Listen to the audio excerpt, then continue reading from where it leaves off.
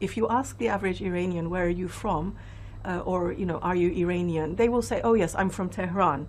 And, you know, when you're more familiar with them, they will say, oh yes, my father is Kurdish, my mother is Azari, we lived in the provinces, we moved to Tehran 5 years ago. So, you know, it is so dominant that people fail to take pride in their, you know, their minority associations with their family. Persian inhabited areas in Tehran, in Isfahan, Kirman, Yazd, Shiraz, and other places. And all the peripheries, ethnic peripheries, are low development or less development regions in the country. Iran has many identities, but the primary identities historically have been the Persian identity on the one hand and the Shia identity on the other. And in a sense, the two were connected because Shia Islam was adopted in 1501 by the Safavid dynasty in relation to their rivalry with the Ottoman Empire. So during the time of the Shah, the glories of the Persian Empire was the central national identity in Iran. And after the 1979 revolution, it was Shia Islam, but not just any Shia Islam, but a very radical and intolerant interpretation of Shia Islam. And I think in terms of the politics of Iran, and certainly in terms of the human rights situation, it is perhaps the factor of ethnicity which is in a way more significant than that of religion. I mean, there is clearly religious discrimination against non-Shia Muslims. I mean, there aren't any Sunni mosques in Tehran, for example.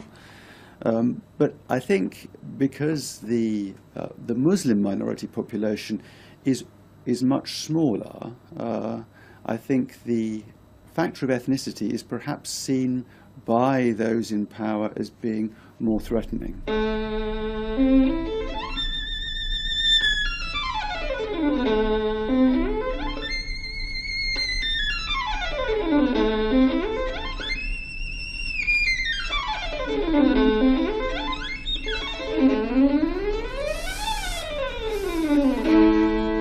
For many centuries, especially from the 16th century, when Shiism became the single sect, the Persian ethnic movement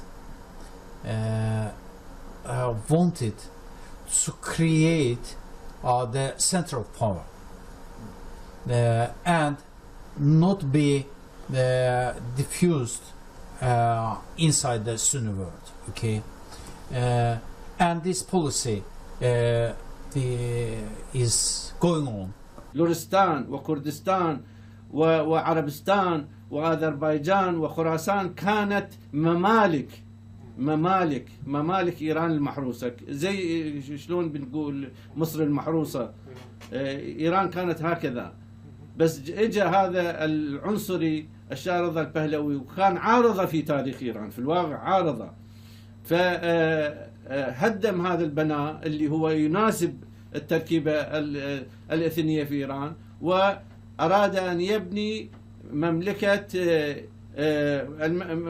إيران الشاهنشاهية. During the Reza Shah or his son's period, okay, Pahlavi period, the main slogan was one God, one Shah, one motherland, and so on. And of course, one single official language, culture, and so on. And they took the French model in the nation-state building process. And they said that who lives within Iran is considered as an Iranian. And a single Iranian Persian, it means it's the Persian nation.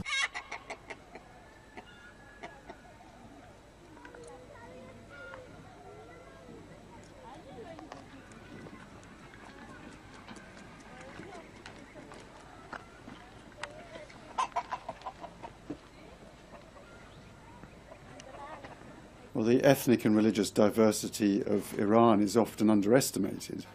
In fact, over 40% of the population, I mean, there are not any recent population figures, so it's hard to be precise, but more than 40% of the population are not Persian. They consist of Arabs, Baluchis, Lur, Turkmen, Kurds, and also Azerbaijani Turks or Azeris. So very large, significant populations across Iran.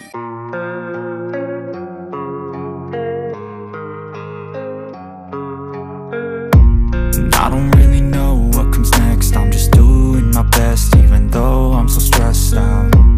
Everything just feels like a test that I fail, so depressed when I can't seem to get out. But something deep inside won't let me quit. I swear that I'm inspired by... À l'époque, voilà, il y avait les Anglais et les Russes qui ont envahi l'Iran après la fin du système hitlérien. Donc le Shah d'Iran à l'époque s'est allié en fait à Hitler, et des départs de l'échec de Hitler en fait, on a envahi l'Iran. Donc la Russie a envahi le nord d'Iran, là où il y avait l'Azerbaïdjan et le Kurdistan iranien. Et donc il y avait un vide de pouvoir à l'époque. Donc les Kurdes et les Azerbaïdjans, ils ont profité pour créer son république en fait.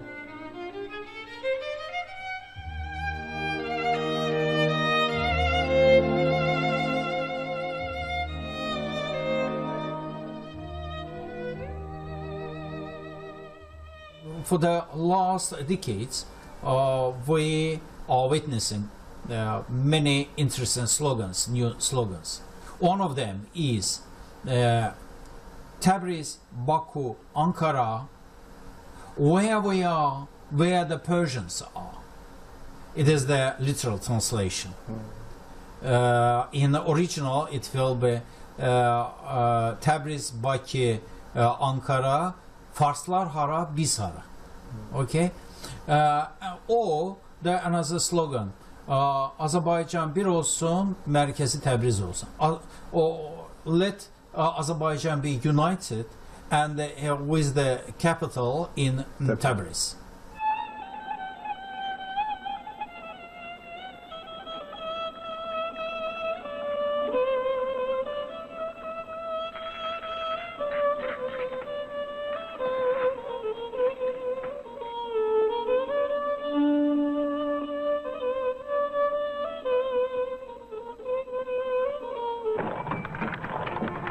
أنا أتذكر في 1986 كان إحصاء عام في إيران ووزعوا التعاميم والرسائل وكذا. كان في فقرة أنه حدد أثنيتك، مثلا عربي، آذري، كردي، بلوشي أو إلى آخره. ففي آخر لحظات يومين قبل الإحصاء قالوا هذه ما يريد بتردوا عليها، شطبوها، فلم يتم. لكن نحن كنشطاء كنا في الداخل عملنا يعني بطريقتنا عمل ميداني وعلى معايير مختلفة، وهذه وصلنا إلى أنه عدد السكان العرب في إيران يتراوح بين 6 إلى 8% من كل سكان إيران.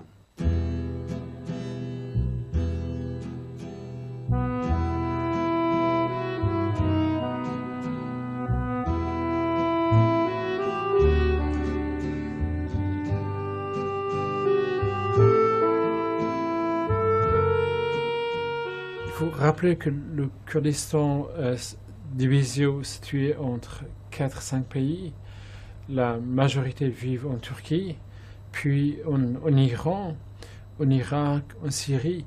Il y a aussi 400 000 Kurdes yézidis en Arménie. Il y a aussi une centaine de milliers de Kurdes en Géorgie. Mais en ce qui concerne l'Iran, il y a entre 8 et 12 millions de Kurdes. Les Kurdes sont propagés sur 4 provinces principalement, qui est Ilam, Kermanshah, Senna et Roumier. Il y a aussi 1 million Kurdes ou 1,5 million qui se trouvent à Khorasan, au nord d'Iran. Ils sont partis là-bas, ont été amenés là-bas il y a 5 siècles en arrière, quand, à l'époque du Shah Abbas, ça fait eu pour s'abattre contre les Russes ou autres. Donc la majorité des Kurdes en Iran sont des musulmans sunnites, mais en même temps il y a aussi des musulmans kurdes chiites. Il y a aussi une minorité, surtout dans la province de Kermanshah, il y a beaucoup de Yarasan. Ahlihaq sont des Kurdes qui ont une autre forme de culte ou de croyance. Et puis il y a aussi des Kurdes chrétiens, il y a aussi juifs, mais qui sont partis, je crois, après la révolution islamique en Israël.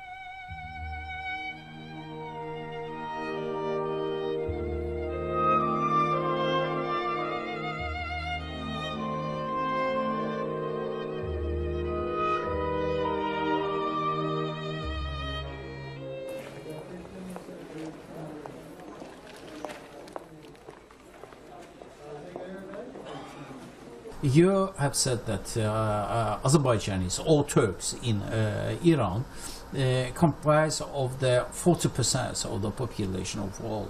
And it's very interesting that you have said about this 40% because many people are using the official or semi-official sources and saying that the Turks in Iran are 16 from 16 to 24.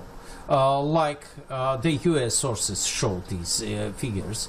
But you said 40%, and 40% of course is, to my mind, very interesting because a couple of years ago, being in Turkey, former Minister of Foreign Affairs, Harazi, said that 40% of the whole population of Iran speaks in Turkish.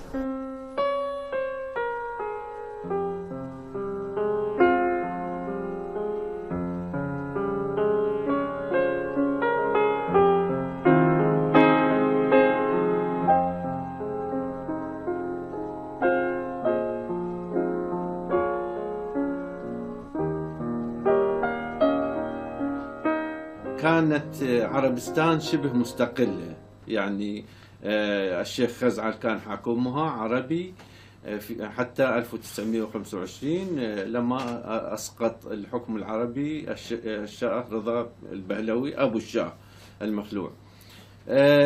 فهذا الشعب يعني لفترة نحو 57 سنة من الحكم البهلوي كان يعني يرزخ تحت نوع من شبه الاستعمار، إذا لم نسميه استعمار، حتى يعني عشية الثورة، وكانت يعني انتفاضات وحركات عشائرية وسياسية ضد النظام البهلوي، لكنها فشلت جميعا.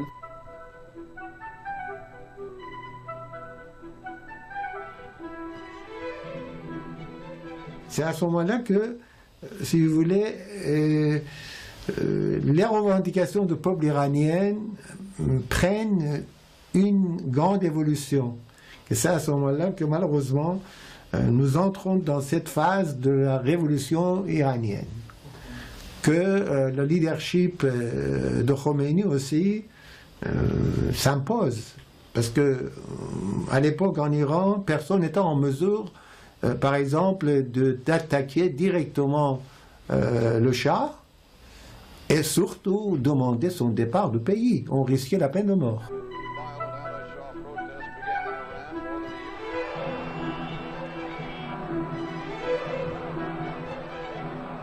ذهب وفدا من عرب الأهواز إلى طهران لتبريك أو تهنئة يعني قيام الثورة، وطرحنا يعني مطالبنا، مطالب شعبنا في 12 مادة يعني أهمها هو إعطاء حكم الذاتي لإقليم عربستان، لكن النظام الجديد لم يرد على هذه المطالبات السلمية. قاموا بقمع شعبنا في يعني 30 حزيران 1979. لم تمر على الثورة إلا حوالي 3 أو 4 أشهر، وقتلوا المئات وأعدموا العشرات وسجنوا الكثير من أبناء الشعب العربي في مدينة المحمرة. فصاب شعبنا نوع من خيبة الأمل. نحن كنا أول شعب غير فارسي يغمع في إيران، ومن ثم يعني قمعوا الأكراد بعد أشهر والآذريين والتركمان وهكذا دولي.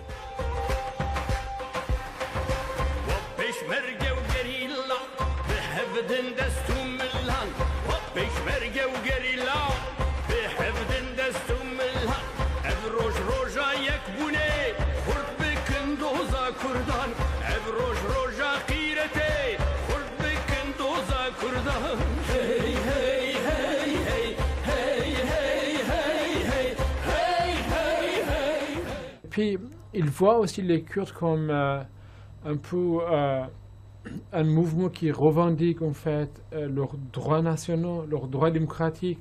Il le voit comme aussi un incitateur à d'autres peuples iraniens, comme les Arabes d'Ahwaz, les Belouchis, les Azerbaïdjanais, les Turkmènes, de revendiquer leurs droits ethniques ou religieux ou droits démocratiques. Donc, Khamnei pense en fait que ce groupe ethnique sont des serpents, mais le Kurdistan c'est la tête de serpent.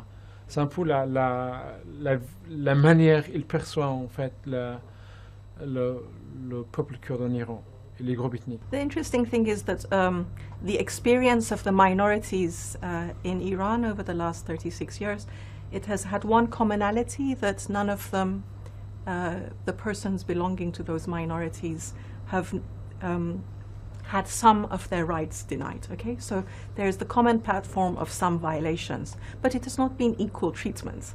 And the different groups, I've published about the differences that are made between ethnic and religious minorities. The constitutional provisions and the policies differ according to them. So first of all, we can't classify all minorities as one. And secondly, when any government points to, you know, a UN Secretary General that comes from a minority from Egypt, or a foreign minister at one time in Iraq that belongs to a religious minority, or, as you say, a supreme leader that comes from an ethnic background in Iran, we should be vigilant about that. So sometimes it is completely tokenism.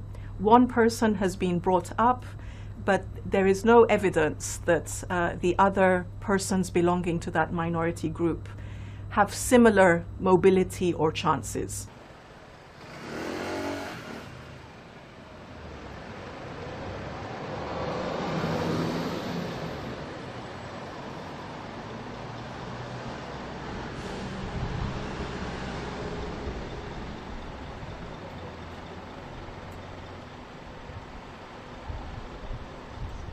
First of all, nearly 9 centuries, 900 years, Iran was ruled by Turkish dynasties, coming from Seljukids till the Qajar dynasty, okay?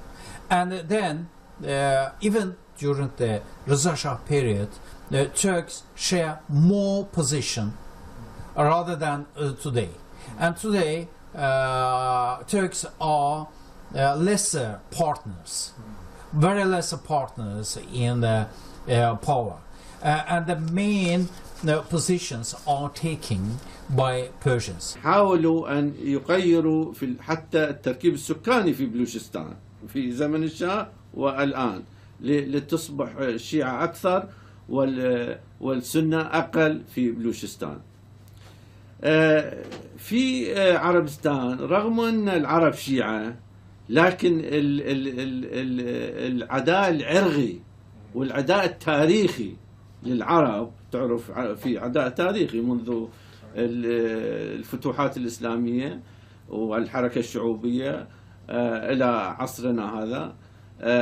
يعني هذا في الواقع وطأتها ثقيلة. هذا العداء التاريخي يندمج مع العداء الجغرافي اللي الآن موجود. There has been what we call ملي مذهبي ideology, which is a nationalist religious identity, which fuses the Persian identity with the Shiite identity. And we even saw President Ahmadinejad going to the great ruins of Persepolis outside of Shiraz, because he knows that among the young people today, it's the Persian identity which is more important than the Shiite identity. Even among the children of many of the clerical elites who were devout Shia, you see young people that are much more interested in girls and alcohol and going to a nightclub and having a good time. And for them, it's the Persian identity that is more appealing than a Shiite identity that doesn't allow anybody to enjoy life. And I can tell you, Iranians love to enjoy life.